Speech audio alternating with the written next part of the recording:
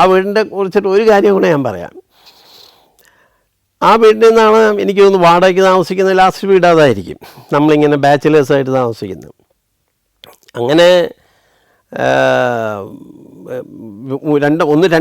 രണ്ടര കൊല്ലമാണ് അവിടെ താമസിച്ചിട്ടുള്ളത്. 2-2.5 കൊല്ലമൊക്കെ ആയപ്പോഴത്തേക്ക് അവസാനം മടുക്കും.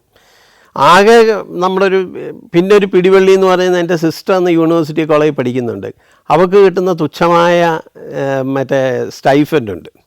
അപ്പോൾ അത് 1-ാം തീയതി വരാൻ വേണ്ടിയിട്ട് നമ്മളെല്ലാം കാത്തിരിക്കും. അപ്പോൾ അതിനകത്തുനിന്ന് കുറച്ചും കൂടെ അടിച്ചു മാറ്റാമെന്നും പറഞ്ഞിട്ട് അത് വന്ന ഉടനെ നമ്മൾ നേരെ കഴക്കൂട്ടം, അവിടെയാണ് അവൾ പഠിച്ചുകൊണ്ടിരുന്നത്, അവിടെ ചെല്ലും, അത് മേടിക്കും. അങ്ങനെ രക്ഷപ്പെടണം. പല പരിപാടികൾ നോക്കുന്നുണ്ട്, സ്വന്തമായിട്ട് ഡയറക്ഷൻ നോക്കുന്നുണ്ട്, അത് ആരുടെയും കൂടെ അസിസ്റ്റൻ്റ് ആവാൻ വേണ്ടിയിട്ട് നോക്കുന്നുണ്ട്, ഒന്നും നടക്കുന്നില്ല. എന്ന് വെച്ചാൽ നമുക്കൊരു നെറ്റ്വർക്ക് ഇല്ലല്ലോ. അങ്ങനെ ഇരിക്കുമ്പോഴത്തേക്ക് ഒരു ജ്യോതിഷൻ വന്നു അതുവഴി. അപ്പം അയാൾ പറഞ്ഞു, ഞങ്ങൾ പറഞ്ഞു ആരും രക്ഷപ്പെടുന്നില്ല എന്ന് പറഞ്ഞാൽ കൈ നോക്കുന്ന ഒരാളാണ്. അപ്പോൾ അയാൾ പറഞ്ഞു അത് എങ്ങനെ രക്ഷപ്പെടാനാണ്, ഈ മുമ്പ് ഈ മരം നിൽക്കുകയല്ലേ, ഒരു 3 മരം നിൽപ്പുണ്ട്, ഈ ക്രിസ്മസ് ട്രീ മാതിരി ഇങ്ങനെ പൊങ്ങി മേളിലോട്ട് പോകുന്ന മരങ്ങൾ 3 അവിടെ നിൽപ്പുണ്ട്, 3-4 നിൽപ്പുണ്ട്, ഒരു മതിലിൻ്റെ ഇപ്പറയായിട്ട്. മരം നിൽക്കുകയല്ലേ, പിന്നെ എങ്ങനെ രക്ഷപ്പെടാനാണ്? ഞങ്ങൾ ചോദിച്ചു മരം വെട്ടിയാൽ രക്ഷപ്പെടുമോ എന്ന് ചോദിച്ചു. പിന്നെ മരം വെട്ടിയാൽ രക്ഷപ്പെടും, നല്ല ടൈമാണ് എല്ലാവർക്കും എന്ന് പറഞ്ഞു. അപ്പം എന്നാൽ മരം വെട്ടിച്ച് കളയാമെന്ന് വെച്ച് ഞങ്ങൾ എന്ത് വെച്ചാൽ അപ്പുറത്തുനിന്നോ എവിടുന്നോ വെട്ടുകത്തിയൊക്കെ എടുത്തുകൊണ്ട് വന്ന് ഈ മരം 3-4 മരം ഉണ്ടായിരുന്നു, അത് വെട്ടി. ഈ ഓണോടൊക്കെ ചോദിക്കുന്നതാണ് വെട്ടുന്നതൊക്കെ. വെട്ടി ഒരു 2 മാസം വെയിറ്റ് ചെയ്ത് നോക്കി, ഒരു നിവൃത്തിയില്ല. പിന്നെ എന്ത് ചെയ്യണമെന്നറിയത്തില്ല. അപ്പോൾ ആരോ പറഞ്ഞു ഒരു പണി ചെയ്താൽ മതി, ഒരു പ്രോസ്റ്റിറ്റ്യൂട്ടിനെ ഈ വീട്ടിൽ ഒന്ന് വരുത്തി ഇച്ചിരി വിട്ടു നോക്ക്, ചിലപ്പം രക്ഷപ്പെടുമെന്ന് പറഞ്ഞു. പിന്നെ ഞങ്ങളുടെ ഒരു ഐഡിയ എന്ന് പറയുന്നത് ഈ വീട്ടിനകത്തൊരു പ്രോസ്റ്റിറ്റ്യൂട്ടിനെ കയറ്റി ഇറക്കി വിടുക എന്നുള്ളതാണ്. അതിപ്പം അതിനൊരു ഉറപ്പുമില്ല എന്ന് വെച്ചാൽ ചെറുപ്പക്കാരെല്ലാം ഉള്ളതുകൊണ്ട് അതിനൊരു ഉറപ്പുമില്ല വിളിച്ചുകൊണ്ട് വന്ന് കയറ്റാനും. അങ്ങനെ ഒത്തിരി പേരുള്ള ഒരു ദിവസം നമ്മൾ തീരുമാനിക്കുകയാണ്, ഇനി അതേ ഉള്ളൊരു ആകെ ഒരു പിടിവള്ളി, അത് മാത്രമേ ഉള്ളൂ, ഒരു പ്രോസ്റ്റിറ്റ്യൂട്ടിനെ ഈ വീട്ടിനകത്ത് കൊണ്ട് കയറ്റി ഇറക്കി വിടുക എന്നുള്ളത്.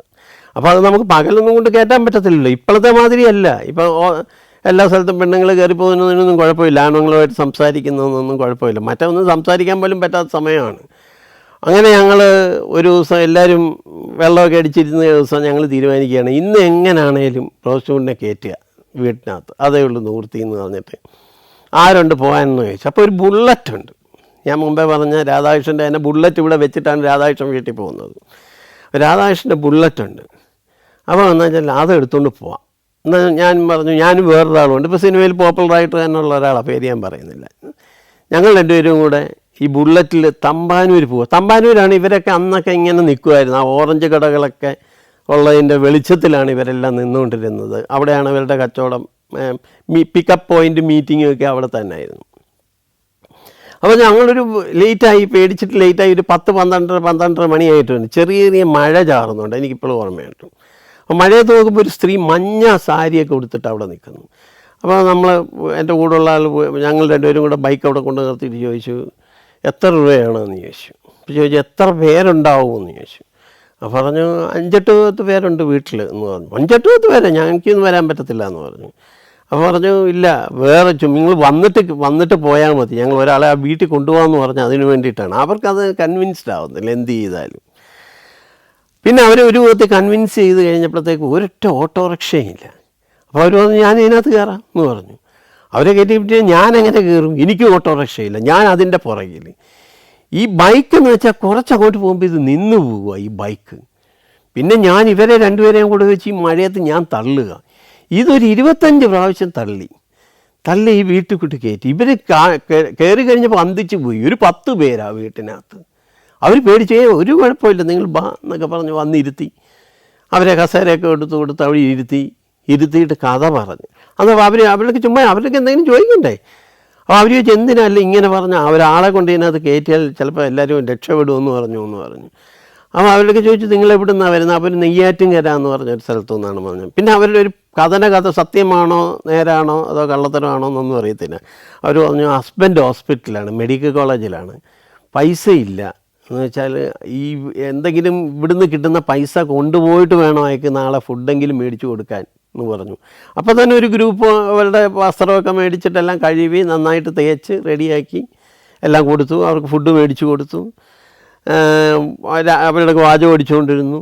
രാവിലെ ആയപ്പോഴത്തേക്ക് ഇതെല്ലാവരും കൂടി ഇവരെ രാവിലെ അവരുടെ പറഞ്ഞതിൽ ഇത്തിരി അവരെത്ര 1500 രൂപ അങ്ങനെ എന്താണ് പറഞ്ഞത്, അതെല്ലാം വെച്ച് കൊടുത്ത് എല്ലാവരും പിരിവൊക്കെ ഇട്ട് വെച്ച് കൊടുത്ത് നേരെ ബസ്സിൽ കൊണ്ട് കയറ്റുന്നതിന് മുമ്പ് അവർ പറഞ്ഞു അത് എണ്ണി നോക്കി അവർ 1500 ഉണ്ടല്ലേ, ഇതാ എന്ന് വെച്ചിട്ട് പകുതി മതി എന്ന് പറഞ്ഞിട്ട് പകുതി പൈസ നമ്മുടെ ഈ തിരിച്ചു തന്നു. വേണ്ട ഇല്ല പകുതി മതി, എനിക്ക് പകുതി പൈസ മതി എന്ന് പറഞ്ഞ് കയറിപ്പോയൊരു സ്ത്രീയുടെ ഓർമ്മ എനിക്കിപ്പോഴും ഉണ്ട്.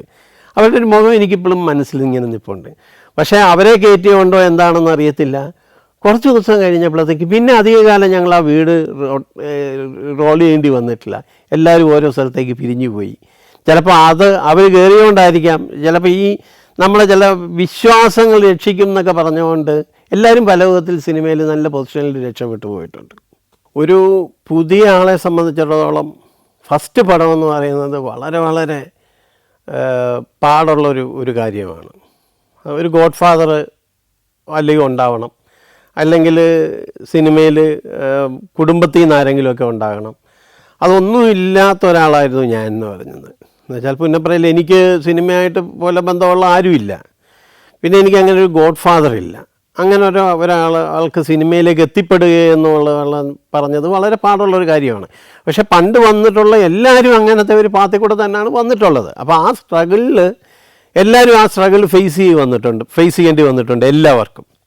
അതുമാതിരി തന്നെ അതിൻ്റെ പിൻഗാമിയായിട്ട് വന്ന ഒരാളാണ് ഞാൻ. ആരുമില്ലാതെ, കുടുംബത്തിലാരും ഇല്ലാതെ, വീട്ടിൽ നിന്ന് പിന്നെ എനിക്ക് ഭയങ്കര ഒരു എഗൻസ്റ്റ് അവസ്ഥ ഇല്ലായിരുന്നു. എന്ന് വെച്ചാൽ വേറെ ജോലിക്ക് പോകണം എന്നൊക്കെ പറഞ്ഞ് അങ്ങനത്തെ ഒരു ഫോഴ്സ് ചെയ്യുന്നൊരവസ്ഥ ഇല്ലായിരുന്നു. സിനിമയ്ക്ക് അവർ ഇൻട്രസ്റ്റഡ് ആയിരുന്നു. അങ്ങനെ ഒരു മഹാഭാഗ്യം എനിക്കുണ്ടായിട്ടുണ്ട്. അച്ഛൻ്റെ സൈഡിൽ നിന്നാണേലും അമ്മയുടെ സൈഡിൽ നിന്നാണേലും നീ വേറെ ജോലിക്ക് പോകണം എന്നുള്ളൊരു വളരെ ഫോഴ്സിബിളായിട്ട് തന്നെ അങ്ങനെ പറഞ്ഞു വിടുന്നൊരു സിറ്റുവേഷൻ ഉണ്ടായിട്ടില്ലായിരുന്നു. അങ്ങനെ ഇൻസ്റ്റിറ്റ്യൂട്ട് കാലഘട്ടങ്ങളൊക്കെ കഴിഞ്ഞ് ട്രൈ ചെയ്തുകൊണ്ടിരിക്കുമ്പോഴത്തേക്കാണ് ഞാൻ വിനയൻ സാറിൻ്റെ വിനയൻ്റെ വർക്കിന് പോകുന്നതും. അവിടെ വെച്ചിട്ടാണ് ഞാൻ പരിചയപ്പെടുന്നത് ജോർജ് തോമസ് എന്ന് പറഞ്ഞ പാട്ട് എഴുതുന്ന ഒരാൾ. അത് പരിചയപ്പെടുത്തിയത് ജയൻ മുളങ്ങാടെന്ന് പറഞ്ഞ എൻ്റെ നാട്ടിൽ തന്നെയുള്ള പുള്ളി പണ്ട് മുതലൊരു സിനിമാക്കാരനായിരുന്നു. പുള്ളി ബാലചന്ദ്ര മേനോൻ്റെ പല പടങ്ങളിലും ചെറിയ ചെറിയ ക്യാരക്ടേഴ്സ് അഭിനയിക്കുന്ന ആളാണ്. അപ്പോൾ പുള്ളിയെ നാട്ടിലെ ഒരു സിനിമ ആളെന്നുള്ള വിധത്തിലാണ് അറിയപ്പെടുന്നത്. അപ്പം ആ ഒരു വിനയൻ്റെ പടം ചെയ്ത എക്സ്പീരിയൻസൊക്കെ കൊണ്ട്, വിനയൻ്റെ പടത്തിൻ്റെ എക്സ്പീരിയൻസൊക്കെ കൊണ്ട് ഞാൻ പറഞ്ഞു സിനിമ നമുക്ക് ചെയ്യാൻ പറ്റും, അതിനൊരു വലിയ ഒരു മുതൽ മുടക്കിൻ്റെ ആവശ്യമില്ല. പണ്ടൊക്കെ നമ്മൾ വിചാരിച്ചുകൊണ്ടിരിക്കുന്നത് ഫുൾ പൈസ പ്രൊഡ്യൂസർ കൊണ്ടുവന്നിട്ട് പടം ചെയ്യുന്നു എന്നല്ലേ. അതൊക്കെ മാറി വന്ന ഒരു സിറ്റുവേഷനിൽ ഞാൻ ഇവരെ കൺവിൻസ് ചെയ്തു നമുക്ക് പടം ചെയ്യാൻ പറ്റും. അതിന് ഫുൾ പൈസ നമ്മുടെ കയ്യിൽ വേണമെന്നില്ല, പക്ഷേ കുറച്ച് പൈസ നമ്മുടെ കയ്യിൽ വേണം. അപ്പം അങ്ങനെ ഇപ്പം എനിക്ക് പടം ചെയ്തല്ലേ പറ്റത്തുള്ളൂ. എനിക്ക് മനസ്സിലായി എനിക്ക് അസിസ്റ്റ് ചെയ്യാൻ പറ്റത്തില്ല, ഞാൻ നല്ലൊരു അസിസ്റ്റൻ്റ് അല്ല എന്ന് എനിക്ക് നല്ല ബോധ്യമുണ്ട്. എന്ന് വെച്ചാൽ എനിക്കൊന്നാമത് അവർ ചെയ്യുന്ന പല കാര്യങ്ങളും എനിക്കിഷ്ടപ്പെടില്ല. എനിക്ക് തോന്നും അയ്യോ അതങ്ങനെ ആയിരുന്നില്ല, പക്ഷേ എനിക്ക് അവരുടെയൊക്കെ അത് പറയാൻ പറ്റത്തില്ല. പിന്നെ എന്ന് വെച്ചാൽ പല കാര്യങ്ങളും എനിക്ക് തന്നെ അയ്യോ ഇതിൽ നന്നായിട്ട് എനിക്ക് ചെയ്യണമെന്ന് തോന്നും. പിന്നെ ഞാനൊരു ക്ലറിക്കൽ ഒരാളല്ല, അത് എഴുതി അത് ചാർട്ട് ചെയ്ത് അങ്ങനത്തെ ഒരാളുമല്ല. അപ്പം ഞാൻ ഇവരെ കൺവിൻസ് ചെയ്തു. എന്ന് വെച്ചാൽ നമുക്ക് പടം ചെയ്യണം, അതങ്ങനെയാണ് ഇങ്ങനെയാണെന്ന്. അപ്പോൾ ജോർജ് തോമസിൻ്റെ ആരോ റിലേറ്റീവ്സിൻ്റെ ഒക്കെ കയ്യിൽ നിന്നൊക്കെ പുള്ളി കുറച്ച് പടം സ്വരൂപിക്കുകയും അതുകൊണ്ട് തന്നെ ജയൻ മുളങ്ങാട് ജയൻ ചേട്ടൻ കുറച്ച് പടം സ്വരൂപിക്കുകയൊക്കെ ചെയ്ത് നമ്മൾ പടം തുടങ്ങാം എന്നുള്ളൊരു തീരുമാനത്തിലേക്ക് എത്തുകയാണ്. അപ്പോൾ പടം തുടങ്ങണമെങ്കിൽ നമുക്കൊരു കഥ വേണം. അപ്പോൾ എൻ്റെ മനസ്സിലുള്ള ശ്രീനിവാസൻ കത്തി നിൽക്കുന്ന സമയമാണ്. അപ്പോൾ എൻ്റെ മനസ്സിലുള്ളൊരു കാര്യമെന്ന് വെച്ചാൽ ശ്രീനിവാസനെ കൊണ്ട് നമുക്ക് ശ്രീനിവാസൻ അഭിനയിക്കുകയും ശ്രീനിവാസൻ എഴുതുകയും കൂടെ ചെയ്താൽ ഭയങ്കരമായി എന്നുള്ളതാണ്. അപ്പം പക്ഷേ ഇത് എത്തപ്പെടണ്ടേ ശ്രീനിവാസനിലേക്കൊക്കെ? വേറെ ആരെയും പരിചയമില്ലല്ലോ. നമ്മൾ ഇൻസ്റ്റിറ്റ്യൂട്ടിൽ പഠിച്ച ഒരു ചെറിയൊരു ഗ്രൂപ്പിനെ മാത്രമേ ഉള്ളൂ പരിചയം, വേറെ ആരെയും പരിചയമില്ല. അങ്ങനെ ഇരിക്കുമ്പോഴത്തേക്ക് എനിക്ക് പിന്നെ പരിചയമുള്ള ഒരാളെന്ന് വെച്ചാൽ മേക്കപ്പ് ചെയ്യുന്ന പട്ടണം റഷീദിനെ പരിചയമുണ്ട്. അപ്പം ഞാൻ റഷീദിൻ്റെയൊക്കെ പറഞ്ഞ് ഇങ്ങനെ ഒരു പ്രൊഡക്ഷൻ സെറ്റപ്പ് വന്നിട്ടുണ്ട്, അപ്പം ഒരു കഥ വേണം റഷീദ് എനിക്ക് എന്ന് പറഞ്ഞു. അപ്പം റഷീദ് പറഞ്ഞു മറ്റേ മമ്മൂട്ടിയുടെ സുറുമ വീഡിയോസ് എന്ന് പറഞ്ഞ് മമ്മൂക്കയുടെ സുറുമ വീഡിയോസൊക്കെ ഉള്ള എറണാകുളത്തുള്ള കാലഘട്ടമാണ്. അവിടെ ബ്രാൻകുട്ടിയുടെ അനിയനുമൊക്കെ അവിടെ ഉണ്ട്. അപ്പം റഷീദ് അവിടെ വരാറുണ്ട്. അപ്പം ഞാനിവിടെ അവിടെ ചെന്നു. അപ്പം അവരുടെങ്കിലും ചോദിച്ചു ഇങ്ങനെ കഥ ആരെങ്കിലും വന്ന് പറഞ്ഞ് കേട്ടിട്ടുണ്ടോ, നല്ല കഥകൾ വല്ലതും. അപ്പോൾ അവർക്ക് പ്രൊഡക്ഷനൊക്കെ ഉണ്ടായിരുന്നു ആ സമയത്ത്, ചാനലിൻ്റെയൊക്കെ. അപ്പം അവർ പറഞ്ഞു, ഒരാൾ ഒരു കഥ വന്ന് പറഞ്ഞു, അത് ഒരു മൃഗഡോക്ടറുടെ കഥയാണ്, നല്ല കഥയാണ്, വളരെ ഇൻട്രസ്റ്റിംഗ് ആയിട്ട് തോന്നി, ഞങ്ങൾക്ക് തോന്നി എന്ന് പറഞ്ഞു. അപ്പം ഞങ്ങൾ ചോദിച്ചു അയാളെ കാണാൻ വല്ല വഴിയുണ്ടോ എന്ന് ചോദിച്ചു. അപ്പോൾ പുള്ളിയുടെ പേര് മോഹൻ എന്നാണ് എന്ന് പറഞ്ഞു. അപ്പം മോഹനെ കാണാൻ വേണ്ടിയിട്ട് ഞങ്ങൾ പിന്നെ ഇരിക്കുക. അപ്പം മോഹന് ഫാക്റ്റിൽ എന്തോ ഒരു ജോലിയുണ്ട് മോഹന്. അപ്പോൾ മോഹൻ വൈകുന്നേരം വരുമ്പോഴത്തേക്ക് മോഹൻ പറഞ്ഞു കഥയുണ്ട് എന്നൊക്കെ പറഞ്ഞു. അപ്പോൾ അത് ഒരു പുള്ളി ഒരു തിരക്കി വന്ന ഒരു ഡയറക്ടർ കഥ തിരക്കി വന്ന ഒരു അവസ്ഥയിൽ, ഒരു കലാകാരൻ്റെ അവസ്ഥയിൽ നിന്നിട്ടാണ് പുള്ളി സംസാരിക്കുന്നത്. കഥയുണ്ട്. അപ്പം ഞാൻ പറഞ്ഞ കഥയൊന്ന് കേട്ടാൽ കൊള്ളാം എന്ന് പറഞ്ഞാൽ വളരെ ഇന്നസെൻ്റ് ആയിട്ടുള്ളൊരു മൃഗഡോക്ടറുടെ കഥയാണിത്. വളരെ കുട്ടിയെ മാതിരി പശുക്കളെ ഇഷ്ടപ്പെടുകയും പശുക്കിടാങ്ങളെ സ്വന്തം കുട്ടിയെ മാതിരി സ്നേഹിക്കുകയും ചെയ്യുന്ന ഒരു മൃഗഡോക്ടറുടെ കഥയാണ്. പക്ഷേ കഥ അത്രേ ഉള്ളൂ. എനിക്ക് മനസ്സിലായി വേറെ ഈ പുള്ളിയുടെ ഇതൊന്നും ഇല്ല എന്ന് മനസ്സിലായി. ഞാൻ പട്ടണത്തിൻ്റെ ഒക്കെ പറഞ്ഞു, ഇത് കഥ ഈ പുള്ളിയുടെ മൊത്തം കഥയുള്ളതായിട്ട് എനിക്ക് തോന്നുന്നില്ല. ഈ എലിമെൻ്റ് നല്ലതായിരിക്കും, ചിലപ്പോൾ എനിക്ക് ഇഷ്ടപ്പെടാനുള്ള ചാൻസ് ഉണ്ട്. അപ്പോൾ പക്ഷേ ഇത് നമുക്ക് ഡെവലപ്പ് ചെയ്ത് ഞാൻ പുള്ളിയായിട്ട് ഒരു 2 ദിവസം ഇരുന്ന് നോക്കി. അപ്പോൾ ഈ പ്രൊഡ്യൂസർമാർ പൈസയൊന്നും തരത്തില്ല, ഇപ്പോഴത്തെ മാതിരി പോയി റൂം എടുത്തിരിക്കാനൊന്നും തരത്തില്ല. ഞാനിപ്പോൾ അമ്മയൊക്കെ വിളക്കി അമ്മയുടെ കയ്യിൽ നിന്നൊക്കെ പൈസയൊക്കെ മേടിച്ചിട്ടാണ് അവിടെ പോകുന്നത്, എറണാകുളത്തേക്ക് പോകുന്നത്. ഞാൻ ആലപ്പുഴയിലാണ് ഇപ്പോൾ താമസം, എറണാകുളത്തേക്ക് എത്തുന്നത്. പക്ഷേ 2-3 ദിവസം പോയിട്ട് ഒരു കാര്യവും നടക്കത്തില്ല. Saudi Arabia, United Arab Emirates, Kuwait. സഞ്ചാരം വോള്യം നമ്പർ 20. ഫുൾ HD-യിലുള്ള അപൂർവ ദൃശ്യയാത്രാ വിവരണ ശേഖരം ഉടൻ സ്വന്തമാക്കാൻ സഞ്ചാരം എന്ന് SMS ചെയ്യൂ. ഫോൺ 9995444222. അപ്പോൾ ഞാൻ പട്ടണത്തിൻ്റെ റഷീദിൻ്റെ പറഞ്ഞു, റഷീദ് നമുക്ക് ഒരാൾ വേണം ഇരുന്ന് ഡെവലപ്പ് ചെയ്യാൻ. അപ്പോൾ എൻ്റെ പറഞ്ഞു, എഴുതുന്ന ഒരാൾ എന്ന് പറയുന്നത് സിനിമയിൽ എഴുതുന്ന ആൾക്കാർക്കൊക്കെ പൈസ കൊടുക്കണം നന്നായിട്ട്. അപ്പോൾ അതില്ല. ഞാൻ പറഞ്ഞു അതില്ലാതെ ഒരാളെ കിട്ടിയാലും മതി, എനിക്ക് എൻ്റെ കൂടെ ഇരുന്നിട്ടൊന്ന് ഡെവലപ്പ് ചെയ്യാൻ, മോഹൻ്റെ കൂടി ഇരിക്കാൻ പറ്റിയ ഒരാളെ കിട്ടിയാൽ മതി. പറഞ്ഞു പള്ളാശ്ശേരി എന്ന് പറയുന്ന ഒരാളുണ്ട്, ഒരു നാടകക്കാരനാണ്, പള്ളാശ്ശേരി, ഇപ്പോഴത്തെ പള്ളാശ്ശേരി, ഒരു നാടകക്കാരനാണ്. അപ്പം നമുക്ക് പുള്ളിയെ ഇരുത്താം എന്ന് പറഞ്ഞു. അപ്പോൾ ഞാൻ ചോദിച്ചു പുള്ളി എപ്പോൾ കാണും? അപ്പോൾ പുള്ളി നാടകത്തിൻ്റെ സമയത്ത് ബിസിയാണ്, വൈകുന്നേരം അന്നിൽ പോയി കഴിഞ്ഞാൽ ഇന്ന് നാടകം കഴിഞ്ഞ് വരുമ്പം പുള്ളി അവിടെ ഇറങ്ങി, ആലുവയിൽ എവിടെയാണ് ഒരു സ്ഥലത്താണ്, അവിടെ ഇറങ്ങി നിൽക്കാൻ കാണാമെന്ന് പറയാൻ പറഞ്ഞു. അങ്ങനെ ഞാൻ പുള്ളിയെ രാത്രിയിൽ പോയി കാത്തു നിൽക്കുകയാണ്. ഒരു 12 മണി കഴിഞ്ഞപ്പോഴത്തേക്ക് ഒരു നാടക വണ്ടിയിൽ പള്ളാശ്ശേരി വന്ന് ഇറങ്ങി, കുറച്ച് നാടകക്കാരൊക്കെ ഉണ്ട്. അപ്പം എനിക്ക് പിന്നെ പോകാനൊന്നും അവിടെ നിന്ന് ബസ് കിട്ടത്തില്ല. അപ്പം ഞാൻ ചോദിച്ചു അപ്പം നമുക്ക് ഇനി എങ്ങനെയാണ് എന്ന് ചോദിച്ചപ്പോഴത്തേക്ക് എൻ്റെ പറഞ്ഞു അവിടെ നാളെ നമുക്കിരിക്കാം. അപ്പോൾ എൻ്റെ ചോദിച്ചു എങ്ങനെ പോകും ഇനി? ഞാൻ പറഞ്ഞു അതറിയത്തില്ല, നമുക്ക് ഇനി നോക്കണം, ഞാൻ ഏതെങ്കിലും ഒരു ബസ്സിൽ കയറിയിട്ട് പോകാൻ നോക്കാം. അതിനി ആലപ്പുഴ വരെ പോകണ്ടേ, അത് ആലപ്പുഴ വരെ പോകണം. അങ്ങനെയാണെങ്കിൽ വേണ്ട ഒരു പണി, എവിടെയെങ്കിലും താമസിക്കാനൊക്കെ നമ്മുടെ ഈ പൈസ വേണ്ടേ. അപ്പം ഞാൻ പറഞ്ഞല്ല, അപ്പോൾ എൻ്റെ പള്ളം തന്നെ പറഞ്ഞു ഞങ്ങളുടെ അതിൻ്റെ ഒരു റൂമുണ്ട്, അവിടെ താമസിക്കാം എന്ന് പറഞ്ഞു. അങ്ങനെ പള്ളൻ എന്നെ ഈ റൂമിൽ കൊണ്ടാക്കി. ഈ റൂമെന്ന് പറയുന്നത് ഒരു ചെറിയ റൂം, എന്തിൻ്റെയോ ഒരു തടി സ്റ്റെപ്പൊക്കെ കയറി, വേറെ ഒന്നുമില്ല അവിടെ. ഈ ചെറിയൊരു അങ്ങാടിക്കകത്ത് ഇത് മാത്രമേ ഉള്ളൂ. മേളിൽ കയറി എനിക്ക് മുമ്പിലൊരു മരം നിൽക്കുന്ന ഒരു ഓർമ്മ മാത്രമേ എനിക്കുണ്ട്. അവിടെ ഫുള്ള് നാടകത്തിൻ്റെ സാധനങ്ങളൊക്കെ അടുക്കി വെച്ചിട്ടുണ്ട്, കുറേ പോസ്റ്ററുകളുണ്ട്, കുറേ തട്ടികളിങ്ങനെ വെച്ചിട്ടുണ്ട്. അപ്പം ഞാൻ പള്ളൻ വീട്ടിൽ പോവുകയും ചെയ്തു. ഞാൻ പേടിച്ച് രാത്രി ഒരു വിധത്തിൽ അതിനകത്ത് കഴിച്ചു കൂട്ടി. പിറ്റേന്ന് മുതൽ ഞങ്ങൾ ഈ സബ്ജക്റ്റിൻ്റെ വർക്ക് ആരംഭിച്ചു. അപ്പം ഇതിൻ്റെ ഈ ഡോക്ടറുടെ മറ്റേ മൃഗഡോക്ടറുടെ 1 ലൈൻ ഞങ്ങൾ പതുക്കെ മുതുകുളം മോൻ രാത്രിയിലേ എത്തത്തുള്ളൂ, ഡ്യൂട്ടി കഴിഞ്ഞിട്ടേ എത്തത്തുള്ളൂ. ഞങ്ങൾ പതുക്കെ ഇത് ഡെവലപ്പ് ചെയ്ത് ഇത് പറയത്തക്ക ഒരു രൂപമാവുകയും ഈ പ്രൊഡ്യൂസേഴ്സിൻ്റെ ഒക്കെ പറയുകയും ചെയ്തു കഴിഞ്ഞപ്പോൾ അവർക്ക് ഭയങ്കര താല്പര്യമായി കഴിഞ്ഞപ്പോഴത്തേക്ക് ഞാൻ പറഞ്ഞു ഇനി നമുക്കിത് ശ്രീനിവാസൻ്റെ ഒക്കെ പ്രസൻറ്റ് ചെയ്യണം. അപ്പം ശ്രീനിവാസനെ വിളിച്ചപ്പോഴത്തേക്ക് ന്യൂ വുഡ്ലാൻഡ്സിലുണ്ടെന്ന് ഇങ്ങനെ ഒരു ന്യൂസ് കിട്ടി എവിടുന്നോ.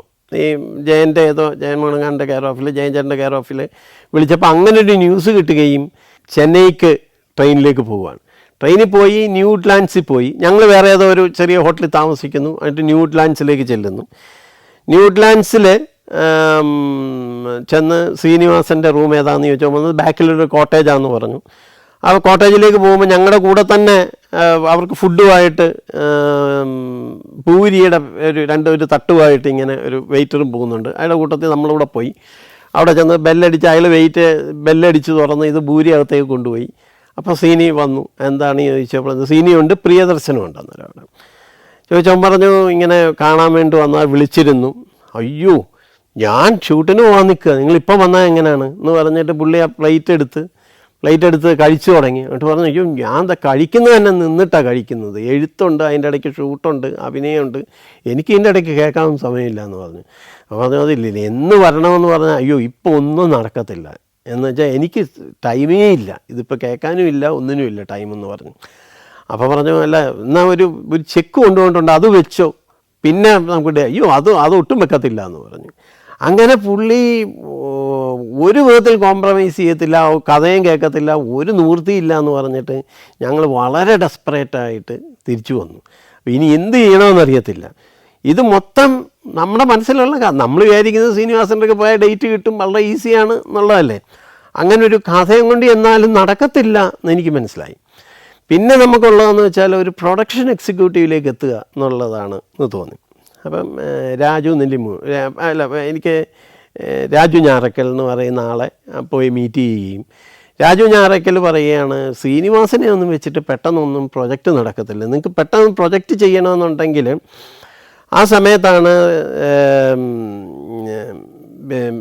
രാംജി റാവു സ്പീക്കിംഗ് നന്നായിട്ട് പോയിക്കൊണ്ടിരിക്കുന്നത്. അതിനകത്ത് ഇന്നസെൻറ്റിനെ വെച്ചിട്ട് നിങ്ങൾക്ക് ചെയ്യാൻ പറ്റും, ആ ക്യാരക്ടർ ഇന്നസെൻറ്റിന് മാച്ച് ആവുമല്ലോ എന്ന് പറഞ്ഞു.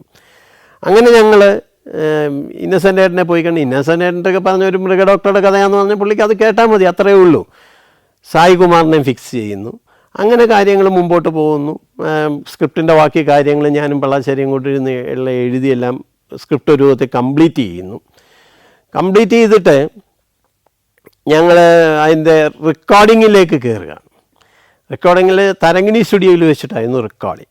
തരങ്കിണി സ്റ്റുഡിയോയിൽ വെച്ചിട്ട് റെക്കോർഡിങ്ങിൻ്റെ സമയത്ത് റെക്കോർഡിംഗ് എല്ലാം കഴിഞ്ഞു. മുതുകുളം മോൻ വന്നിരുന്നു, പല ആൾക്കാർ വന്നിരുന്നു. ദാസേട്ടനാണ് വിളക്കൊളുത്തുമൊക്കെ ചെയ്തിട്ടുള്ളത്. അങ്ങനെ റെക്കോർഡിംഗ് ഒക്കെ കഴിഞ്ഞു. അന്ന് രാത്രിയാകുമ്പോഴത്തേക്ക് എനിക്കൊരു ന്യൂസ് എത്തുകയാണ്, ഷാജി കൈലാസ് ഒരു പടം അനൗൺസ് ചെയ്തിരിക്കുന്നു, ഡോക്ടർ പശുപതി എന്ന്. അപ്പോൾ എനിക്ക് പെട്ടെന്നൊരു ഡൗട്ട്. അപ്പോൾ ഞാൻ ആരെയോ വിളിച്ചിങ്ങനെ തിരക്കി, അല്ല ഈ ഡോക്ടർ പശുപതി എന്ന് പറയുന്നത് ഇത് ആരാണ് ഇതിൻ്റെ കഥ എന്ന് തിരക്കി. അത് മോഹൻ, മുതുകുളം മോഹൻ എന്ന് പറഞ്ഞ ആൾ. പിന്നെ അങ്കലാപ്പിലായി എനിക്ക്. അല്ല എന്താ, അപ്പം വേറെ ആരുടെയെങ്കിലും ചോദിച്ചു എന്താണ് ഇതിൻ്റെ കഥ? അതൊരു മൃഗ ഡോക്ടറുടെ കഥയാണ്. ആരഭിനയിക്കുന്നു? ഇന്നസെൻ്റായിട്ട് അഭിനയിക്കുന്നു.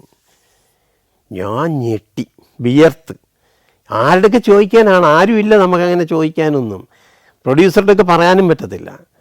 ഞാൻ പെട്ടെന്ന് പാനിക്കായി. ഞാൻ മുതുകുളം മോഹനെ വിളിച്ചിട്ട് കിട്ടുന്നില്ല. അന്ന് നമുക്ക് ലാൻഡ് ഫോൺ മാത്രമേ ഉള്ളൂ. പിന്നെ തപ്പിപ്പിടിച്ച് മുതുകുളം മോഹനെ ചെന്ന് കണ്ടപ്പോഴത്തേക്ക് മുതുകുളം മോഹൻ പറയുന്നതെന്ന് വെച്ചാൽ അല്ല അത് നമ്മൾ തമ്മിൽ കമ്മിറ്റ്മെൻറ്റ്സ് ഒന്നും ഇല്ലായിരുന്നല്ലോ, നിങ്ങളെനിക്ക് അഡ്വാൻസ് തന്നില്ല, അതുകൊണ്ട് ആ പടം ഞാൻ വേറെ വിറ്റു എന്ന് പറഞ്ഞു. ഞാൻ പറഞ്ഞു മോഹന അത് പൂജ വരെ കഴിഞ്ഞില്ലേ, പാട്ടിൻ്റെ റെക്കോർഡിങ് കഴിഞ്ഞില്ലേ, ഇനി നമ്മൾ എന്താ ചെയ്യേണ്ടത്, അതെൻ്റെ വിഷയമല്ല എന്ന് പറഞ്ഞു. ഇയാൾ ക്ലീനായിട്ട് കൈ ഒഴിഞ്ഞ് കളഞ്ഞു ഭയങ്കരമായിട്ടും. അപ്പം ഞാൻ പറഞ്ഞു അല്ല എനിക്കറിയത്തില്ലല്ലോ, ഞാൻ ആ പടം അതിന് മുമ്പ് വിറ്റു, അവരത് എല്ലാം തുടങ്ങി ഷൂട്ട് തുടങ്ങാൻ പോവുകയാണ്, ഇത് നിങ്ങളുടെയൊക്കെ നടക്കുമെന്ന് എങ്ങനെ അറിയാവുന്നുള്ള വിഷയമായി പുള്ളി.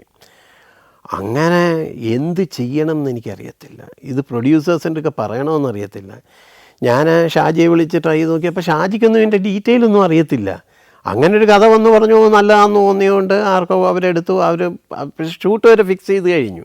അന്നേരത്തേക്ക് നമ്മളതിൻ്റെ പേര് പശുപതി നല്ല ഇട്ടിരുന്ന വേറെ പേരാണ് ഇട്ടിരുന്നത്, അനന്തവൃത്താന്തമെന്നാണ് ഇട്ടിരിക്കുന്നത്. അതുകൊണ്ട് അതൊന്നും അങ്ങോട്ടും ഇങ്ങോട്ടും കൺവേ ചെയ്തുമില്ല.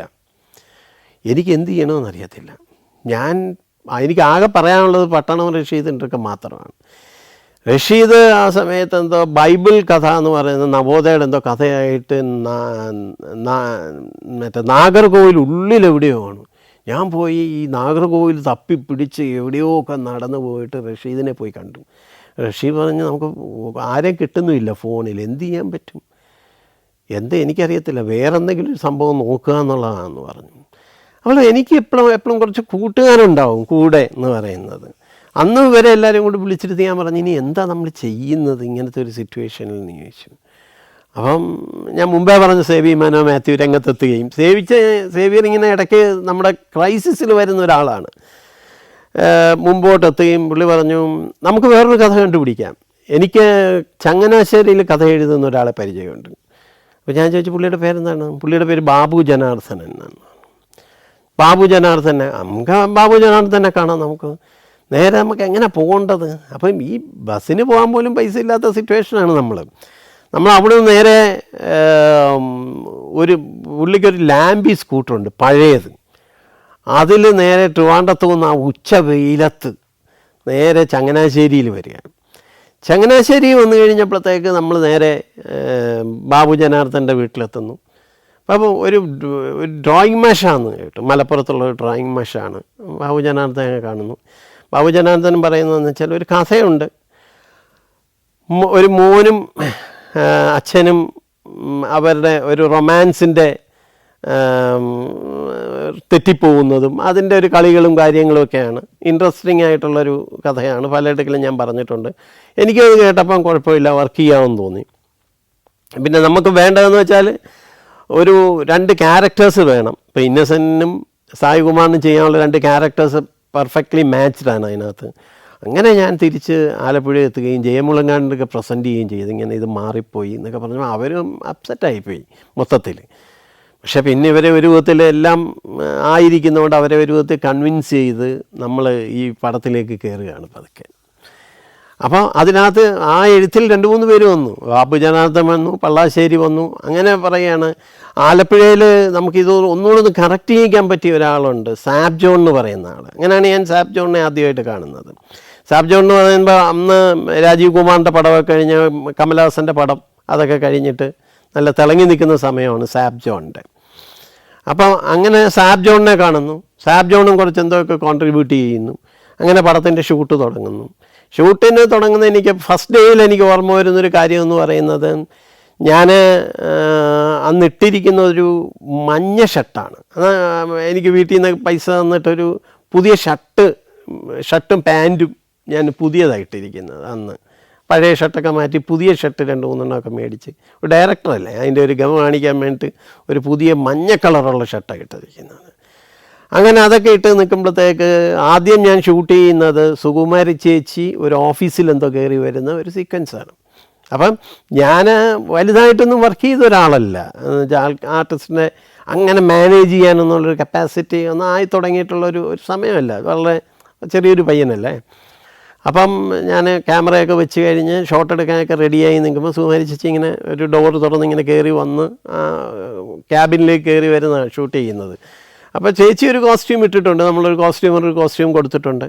അപ്പം പെട്ടെന്ന് ചേച്ചി ഇങ്ങനെ എന്നെ കണ്ട് ഇതൊക്കെ പറഞ്ഞു കഴിഞ്ഞിട്ട് ചേച്ചി ഒന്നിങ്ങി വന്നേ മോനെ എന്ന് പറഞ്ഞ്. അപ്പം എൻ്റെ പറഞ്ഞു മോനെ ഈ ഞാൻ ഇട്ടിരിക്കുന്ന ഉടുപ്പില്ലേ അത് പോരാ, നല്ലൊരു ഉടുപ്പ് കിട്ടിയാൽ നല്ലതായിരുന്നു. ഈ ക്യാരക്ടർ ആംഗ്ലോ ഇന്ത്യൻ ക്യാരക്ടർ, നല്ലൊരു ഉടുപ്പ് കിട്ടിയാൽ നല്ലതായിരുന്നു. അപ്പം ഞാൻ പറഞ്ഞു ചേച്ചി ആ കോസ്റ്റ്യൂമോടൊക്കെ നമുക്ക് കോസ്റ്റ്യൂമോടൊക്കെ ചോദിക്കണ്ട, മോനി ഇട്ടിരിക്കുന്ന ഉടുപ്പ് നല്ലത്, അത് ഇനി ഊരി തരുമോ എന്ന് ചോദിച്ചു. ഞാൻ പറഞ്ഞു അതിനെന്താ ഊരി തരാമല്ലോ എന്ന് പറഞ്ഞ് ഞാൻ വേറെ ഉടുപ്പ് മേടിച്ചിട്ട് പുള്ളിക്കാരി ആ ഉടുപ്പിട്ടിട്ടാണ് അഭിനയിച്ചത്. ചെറിയ ഒരു ഉന്തുവണ്ടി അവിടെ നിർത്തിയിട്ടിരുന്നു, അതിനിട്ട് ഈ കാർ ഇടിച്ചിട്ട് പിന്നെ എൻ്റെ ഒരു ഓർമ്മ കാണുന്നതെന്ന് വെച്ചാൽ ഇത് റോഡിൽ നിന്ന് വിട്ടങ്ങനെ പോവുകയാണ്. ഈ ഇടിയോട് എന്ത് ചെയ്യുന്നു വെച്ചാൽ ഈ ഡ്രൈവർ പുറത്ത് പോയിട്ട് ഈ കാറിങ്ങനെ പോവുകയാണ്. ഏതിലോ വഴിയൊക്കെ പോയി എവിടെയോ കുടുങ്ങി ഒരു കുളം, വറ്റിക്കിടക്കുന്നൊരു കുളമുണ്ട് അവിടെയൊക്കെ. അതിനകത്തേക്ക് ഇത് മറിഞ്ഞു. അതിന് മുമ്പ് എവിടെയോ തെങ്ങിനിട്ട് ഇടിച്ചിട്ടുണ്ട്. ഇടിച്ചിട്ട് മറിഞ്ഞ് ഈ വെപ്രാളത്തിന് നമുക്കിത് അറിയുന്നുണ്ട്. ഞാൻ ചെറിയൊരു ഓർമ്മ വന്ന് നോക്കുമ്പോഴത്തേക്കെന്ന് വെച്ചാൽ എൻ്റെ മുഖത്ത് മൊത്തം ചോര എന്തൊക്കെയാണ്, കരച്ചിലുകളുണ്ട് ഇതിന്.